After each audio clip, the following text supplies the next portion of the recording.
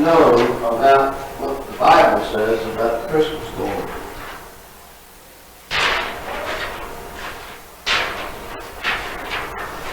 Find your pencil? Yeah.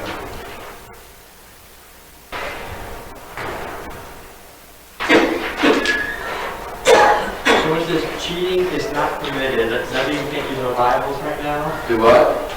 It says guessing is permitted, cheating is not. Does that mean we can't use the scriptures? You got one? Yeah, I actually have a cue on me. Okay.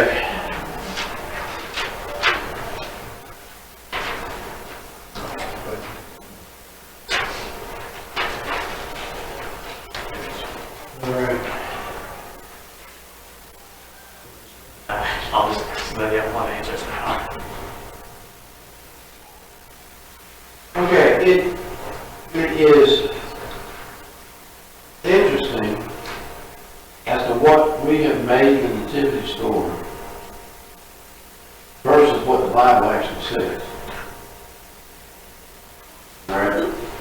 So a lot of things we hold as tradition as to what really happened may or may not be true. And this little test points out some of those things. So, number one, as long as Christmas has been celebrated, it has been celebrated on December 25th. True or false? I say false too, but I can't tell you why. Alright? Everybody saying false? Does anybody know why? Okay. Christmas was not celebrated on December 25th until the 4th century. And it was during the 4th century that the Roman Catholic Church decided that Christmas should be celebrated on December 25th. There are lots of speculation as to why they decided that date. Personally, I don't think Jesus could have been born on December 25th because shepherds would have been out in the fields watching over the sheep on December 25th. Weather in Israel, they're right about the same latitude we are, so weather would be right for watching sheep in December. Out. Sheep would have been put up somewhere at night. More. So why did the Roman Catholic Church decide December 25th? With other holiday that was going on? Because of the winter solstice. A lot of Christmas traditions find their root in the celebration of the winter solstice. Two examples would be the Yule log and mistletoe. Now they didn't hang mistletoe to find somebody to kiss underneath the mistletoe. But their hanging mistletoe was, it was supposed to bring good luck through the whole year. And the Yule log finds its root in the winter solstice because the winter solstice is all about the celebration of the sun and the sun regaining its strength. And so the Yule log is supposed to be a symbol of that. So that's two examples of things we use at Christmas time that really find their root in the winter solstice. So what the thinking is that the Catholic Church is trying to pull people away from celebrating the winter solstice, celebrate Jesus. And that's fine. I have no problem with doing that. And I have no problem celebrating Christmas on December 25th, because we really don't know what Right, it's it for. didn't matter either way. Yeah. If they decided to come to the field or not, it didn't matter. Yeah, it doesn't matter. Okay, number two, Joseph was from Bethlehem. Had to go back. Yeah. The answer a lot of people would give is Nazareth, because that's where he lived. but that's not where he was from. That's the, All right. So how did Mary and Joseph travel to Bethlehem? Who knows? from the doctor. Well, the right answer is who knows. We don't really know. That's one of those assumptions. Because I wouldn't think Mary would have walked that far. She'd have probably had that baby before she got to Bethlehem, if she had walked that far. And so we can assume she rode on a donkey, but again, we don't know exactly how they got there. We just know they got there. All right. Number 4, Mary and Joseph were married when Jesus, or when Mary became pregnant. True or false? False. That's false. Number 5, Mary and Joseph were married when Jesus was born. True. That is true. Probably pretty good. I think I took this quiz last year. Okay, what did the innkeeper tell Mary and Joseph? There's no room in the inn. None of the above. I don't remember the dialogue. Amen. All right. No, let him answer. No, yeah, I'm sure. B and C, C, B and, B, and C. yeah. What would be and? The answer is this, none of the above. Look at Luke chapter 2 and verse 7.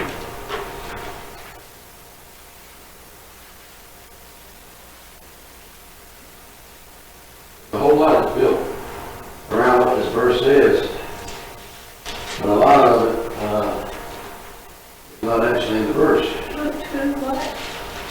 Luke 2 and verse 7.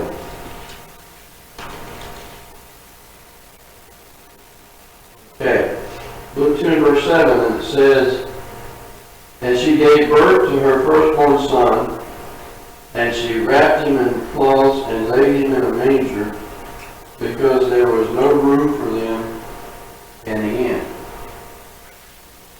First thing to notice, there's never a mention of an innkeeper.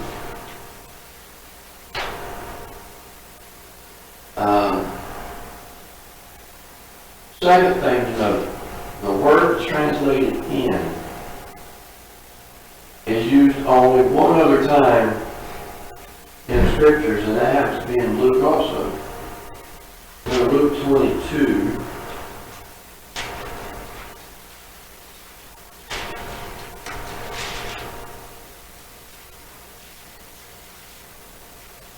Luke 22, verse 11.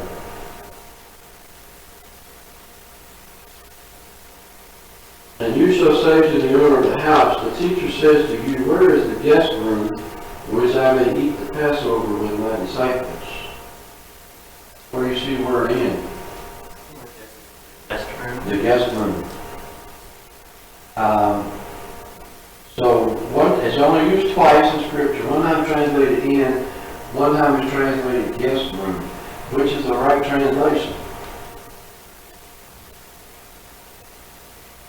Go with guest rooms. Guest room. Joseph is from Bethlehem. He probably still have family there, but they didn't have enough room, extra space in the guest room. Right. The other thing about this, inns were a foreign concept to Jews. Because of the need for hospitality, the law commanded hospitality, and so when you travel, you found a home to stay in. Probably arranged ahead of time, or if you're going somewhere that you really don't know anybody, but maybe you know somebody that knows somebody, and they send a letter along with you saying that you're a good person and they should let you stay in their guest room. Every Jewish house had a guest room. So my thinking is that they went to stay with family, and when they got there, somebody had beaten them to the room. And so they had to stay somewhere with that family. We don't know exactly where they stayed. All right, but there the answer is guest room. So Jesus was delivered in a stable, manger, cave, or barn. I went with stable, but I'm not 100% sure on this one. The answer is we don't know. Uh, Now, if you were to go to Israel, they would show you a cave. And so that's where Jesus was born. that's what Mary and Joseph stayed in? Do I? That would be where Mary and Joseph stayed in? Yeah. They would show you a cave that had a manger in it, and so that's where Jesus was born. Well, we really don't know. All we know, all the scripture tells us is she laid him in a manger. And that's probably because they didn't have a crib. I mean, they made a trip, you know, and they've been traveling. Was normally a 3-day trip, but traveling with a pregnant lady, it might have been 4 or 5 days before they got there. And they couldn't carry everything they would need, and a crib was something that would be way too big to carry. So all we know is they used a manger for the crib, which that would be comparable in size. So we don't know where exactly. All right, so a manger is what? Feeding trough. A feeding trough, especially for cows. And I always think, how nasty. Lay your baby in one of those things. Now I'm sure they put down, Fresh hay. Fresh. I'm sure they put down some blankets, some fresh hay and all that. But still, think, lay your baby in a nasty old feeding trough. But that just shows you, again, how poor they were. They really didn't have anything else to be able to lay in. Right, number 9. Which animals does the Bible say were present at Jesus' birth? Go with D. Miscellaneous barnyard animals. That would include cows and sheep and. All right, yeah, it would include all the other animals that's mentioned there except for lions and tigers and elephants. We didn't. Should have changed that to bears. All right, the real answer is F, none of the above. The Bible does not mention Any animals. animals. Being They're present. always, in every nativity scene that you buy and put under your Christmas tree, There's always animals. I've got, like the sheep and cows And the donkey, and, most right, likely. right. There might be a commentary that says what kind of animals could have been there. And They probably That all were goes back- some, Ray. I mean, it was, Huh? there probably were some. that depends on where you think he was born. Well, that's true. If he was born in a stable or a barn, maybe. But no, okay. In a cave, and we don't know. Or you make the argument he was laid in a manger that was used for feeding animals. So maybe that- it could be by the animals nearby. And that's the logical Right. assumption, Right. but the Bible doesn't say Doesn't that. say. So that's our doing. Yeah, because what is really possible? Anybody ever watched the movie Heidi? Uh-huh. All right, you think about the house. All right, where are the animals? The stable is attached to the house. Yeah. Between the house and the stable, there's a breezeway.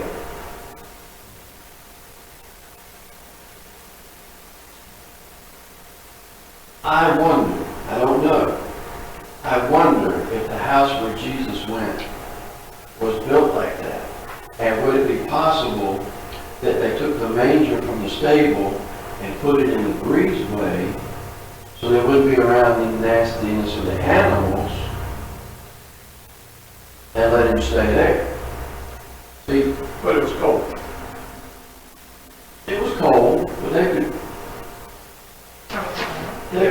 have some sort of a, But in the breezeway, that breezeways are not.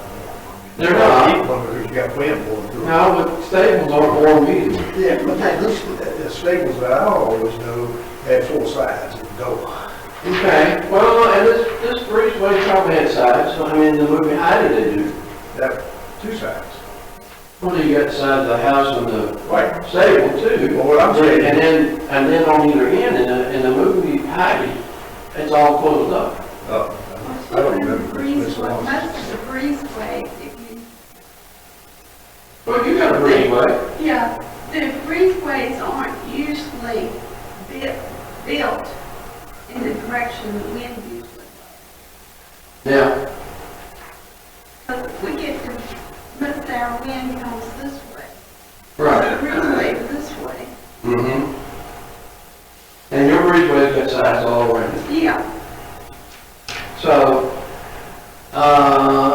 that's a possibility. I know Mark Moore from Ozark Christian College, that's his theory of where Jesus would actually have been born. Go back to this breezeway. Why is it called a breezeway? because it's attached, It's just gotta have a name. Why is the driveway called a driveway when you park your car on it? And why is the parkway called a parkway when you drive your car on it? I had to ask you. Oh, you had to ask it, and I had to give that answer. We don't know. Yeah, we really don't. We really don't. All right, so who saw the star in the east?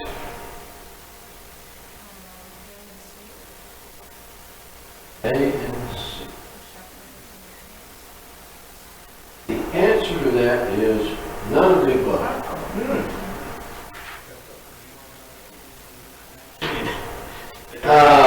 C is three kings. Magi were kings. Magi were scholars. Or somewhere it says the three kings of the Orient.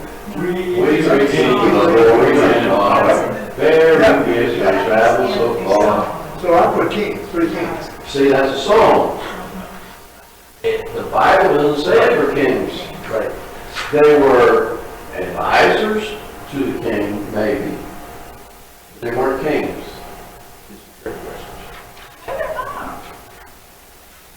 I gave you a trick question because of what we have made Christmas to be. Right. All right, so number 11. How many angels spoke to the shepherds?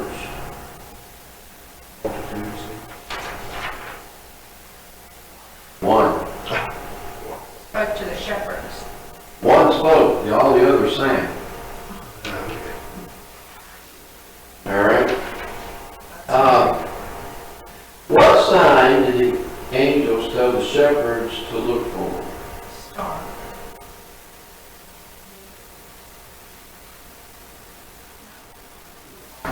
Baby, yeah, that's In a right. manger wrapped in. Yeah. Okay, and that's none of the choices that are given there. So the answer to this one is none of the above. Star had nothing to do with the shepherds. No. Although sometimes we confuse that and we think so. The angels were the ones that told the shepherds. And the Magi were the ones that saw the star. And so the sign they were given was a baby wrapped in swaddling clothes lying in a manger. And we don't have that answer here. All right. Number 13. What did the angels sing?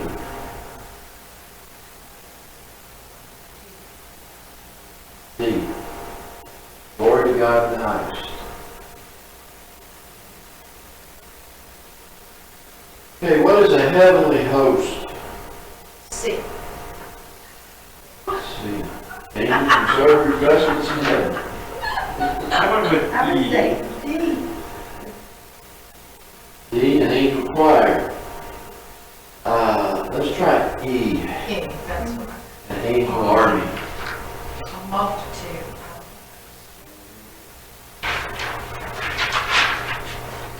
remember the story where Elisha takes a servant out and the Armenians have surrounded and the servant is worried that they're so outnumbered. And Elijah says that there's more with us than there are with them. And he opens his eyes and he sees a heavenly host, the mighty army that was sitting in the treetops of angels. All right. There was snow that first Christmas.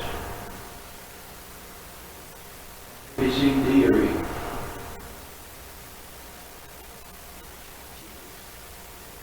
D. D, somewhere in it. I took this quiz book last year. This is why I know some of these answers. Yeah, somewhere in Israel there was snow. We don't know where. All right, number 16. The baby Jesus cried. B. B. Just like all other babies. 17. What is frankincense? C. C. Precious perfume. All right. What is myrrh? D. A spice used for burying people.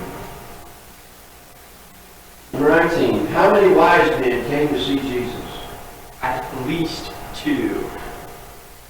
We saw the star in the east and have come to worship him.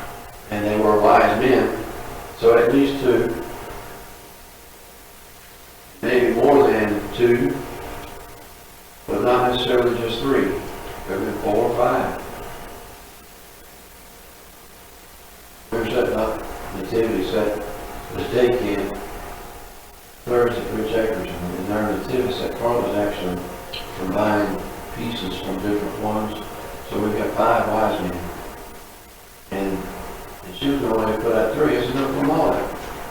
What do you mean put them all out? There was only 3. I said, no, put them all out. We don't know. We don't know. Just put them all out. We assume 3 for one simple reason. Yes. 3 gifts. So we assume 3. But we don't know that for sure. All right. Number 20. What does wise men refer to?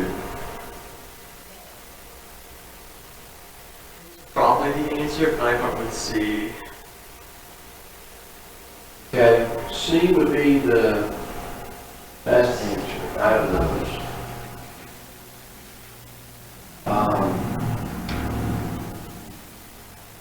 Now, being astrologers, yeah, they probably were educated. They were not kings, but they were pretty smart guys and maybe advisors to the king as well. But their main thing was astrologers, watching the stars. All right, number 21. The wise men found Jesus in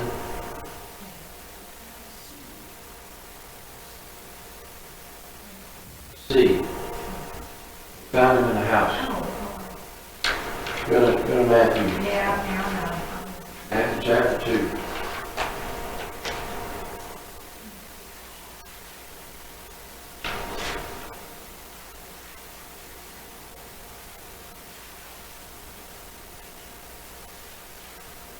Matthew chapter 2.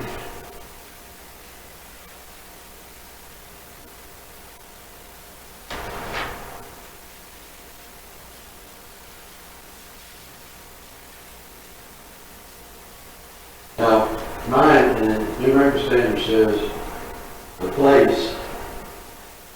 King James says the house. What's the NIV say? What verse? Verse 11.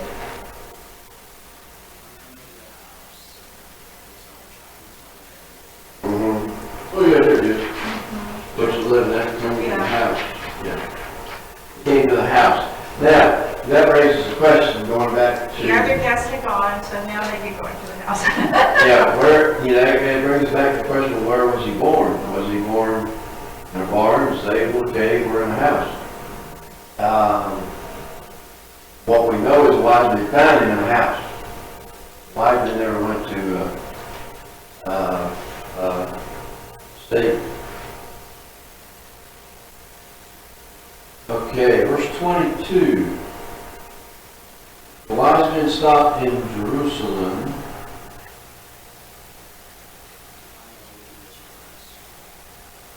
Okay, B is the right answer. Why did they stop in Jerusalem to find out where Jesus was? Okay, they probably made their trip with the permission of the king of Persia. Probably had letters to take to Herod. I mean, this was protocol for that time period. So they probably had letters to take to Herod saying what they were actually there for. And so they're looking, where is he, the born king of the Jews? Jerusalem would be the place to go because that's the capital. That's where the king was. But what verse in the Bible did Herod's wise men find to tell us where Jesus was born?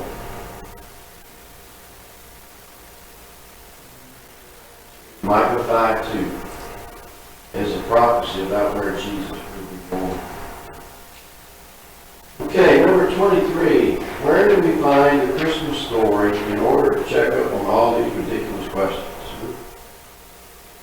Luke and Matthew. All right, Luke and Matthew. The answer is G, A and C. Number 24. When Joseph and Mary found out that Mary was pregnant with Jesus, what happened? Both B and C. All right. Break engagement. Okay, both of those things did happen. And so, yeah, you got the right answer. Number 25. Who told Mary and Joseph to go to Bethlehem? A. What with? I know it's due to the census, but I don't know who issued it. Oh. D. D. Caesar Augustus. Oh, right, okay, that was close. All right. And number 26.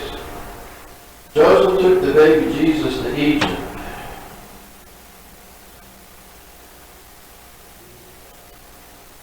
D. God warned him in a dream what Herod was about to do. They probably did not stay in Egypt very long before Herod died. So we know when Herod died. Herod died in March. So how long before the wise men got to Herod to tell him that Jesus had been born? That part we don't know. So how long did it take the wise men to travel from Persia to Jerusalem? We don't know that But exactly. it was a long way, wasn't 400 miles. it? So it took a good while. Took a while. Even if you were riding horses or donkeys or camels or Camels, whatever. it's slow. And most would probably be 2 years, because the order Herod issued was to kill any baby boys 2 years old or younger. All right. So it could have been as much as 2 years for that reason. It could have been a little bit less, and Herod could have said 2 years old and younger to make sure he got the right one. I don't know that. But when by the time the wise men got there, was Jesus still that little bitty baby in a manger? Probably not. He might have been old enough to walk by the time they got there. We don't know. So there's a lot of things about the Christmas story we don't know. And so, because we don't know all of these different things, we try to fill in and create something to make a whole story. It's a nice little story. Why ain't God anybody give us more details about Christmas? All right, we don't need it. What is it about Christmas that we really need to know?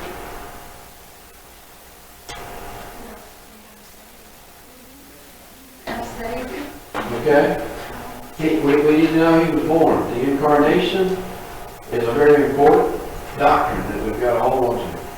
There God was born in the flesh. Yeah, born of a virgin. Born of a virgin. Yeah, I mean, that's, Born of the flesh, born in the flesh, and he is the Savior, which is what the angels announced to the shepherds. That's what we need to know about Jesus' birth. So there's not a lot of details. Not a lot of details.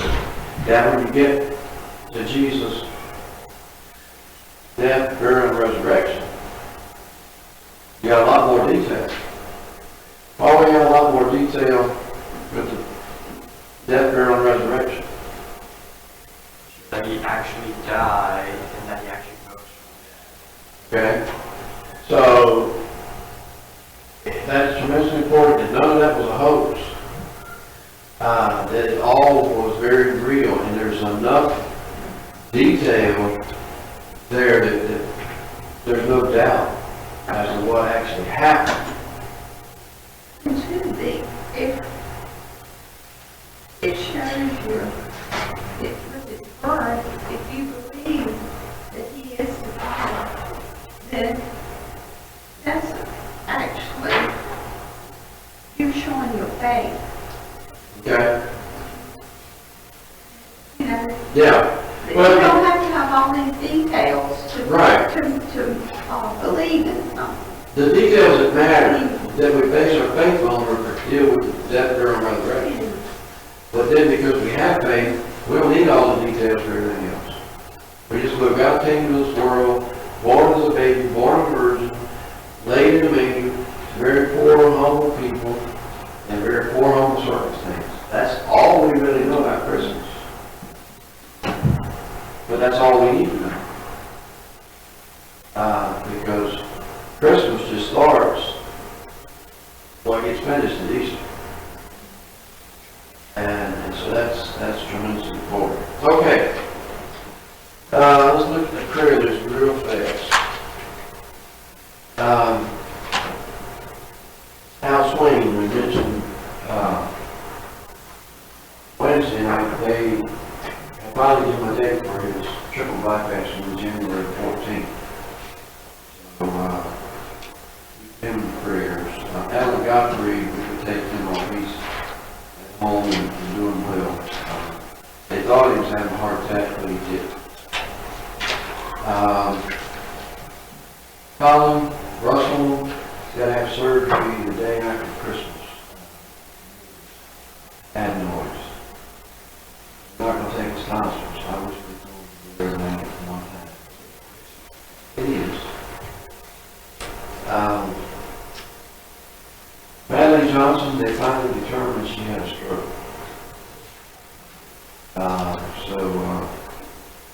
Continue to pray for her. I'm assuming any witness still in the hospital. I have been over there this week. What did Thomas find out this week? He doesn't, he does Tuesday, Okay. but they did, after they did MRI, Thursday they called him.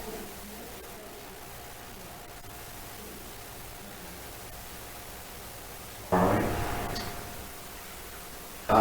And Pat said we were really good at for health and rehab. And they're giving her rehab. She said they're working her out. So, over at Heartland, health and rehab working. Mickey Witcher had his radiation when he's doing good.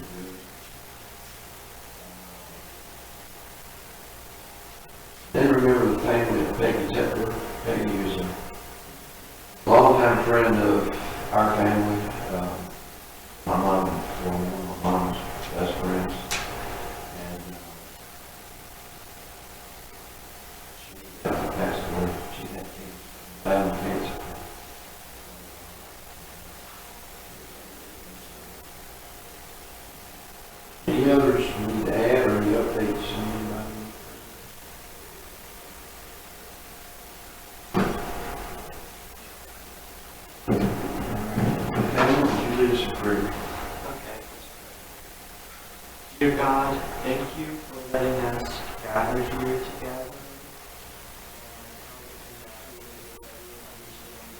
What actually happened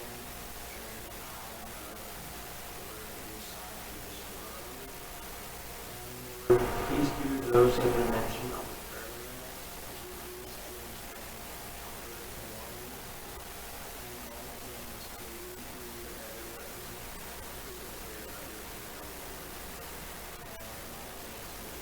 Honor be given to you.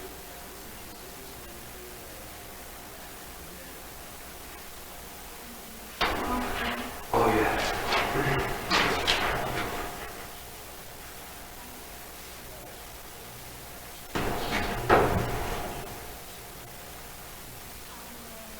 Check. This one goes in.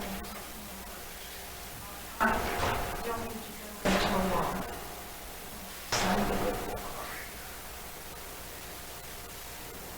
I could pick up some at the dollar store.